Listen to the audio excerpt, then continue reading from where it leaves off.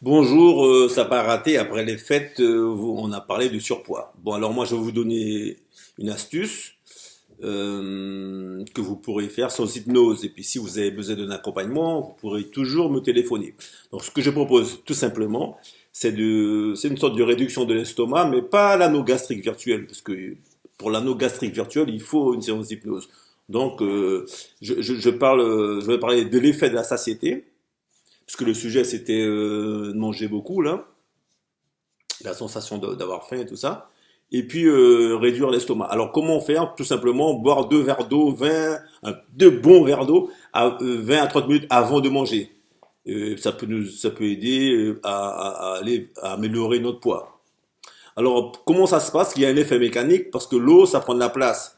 Et donc, ça travaille sur les parois de l'estomac et ça nous envoie un signal comme si on est plein, quoi, au cerveau. Et voilà. Il y a un autre truc aussi que j'oublie souvent de dire, mais pendant que j'y pense, c'est-à-dire qu'il y a une sorte de confusion soif et faim. Souvent, on est dans une fausse faim.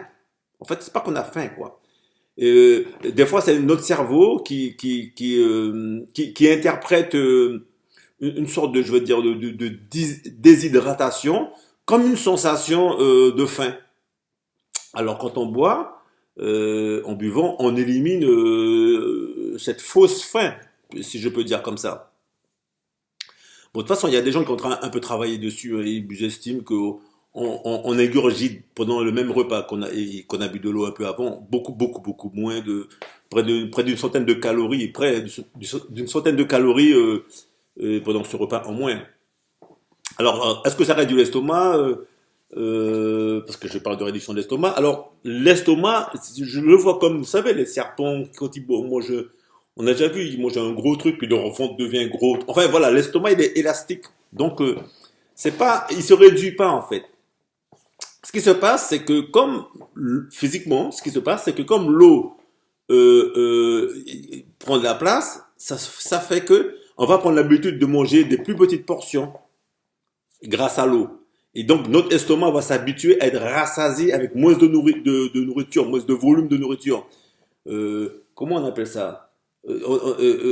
Parce que si tu veux, on est habitué, voilà, ça s'appelle la capacité gastrique fonctionnelle, hein. C'est-à-dire le fait que ton estomac, il est à l'aise à manger telle quantité, il est pas lourd, il se sent à l'aise, quoi. Donc, cette capacité-là, on réduit pas la taille de l'estomac, mais on réduit sa capacité à être plus à l'aise en ayant moins à l'intérieur, quoi, en étant moins chargé.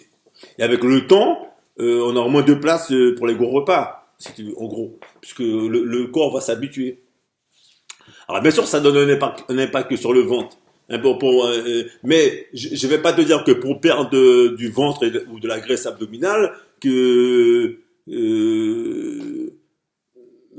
que l'eau suffit. Non, je veux te dire que l'eau est un allié indirect. Hein. Parce que bon, déjà, tu élimines les toxines, tu réduis la rétention d'eau, tu améliores la digestion et ça peut limiter les ballonnements, l'effet ventre gonflé, là, tu sais. Bon, l'eau seule ne suffira pas. Tu dois certainement, mais naturellement, rééquilibrer ton alimentation, si besoin est.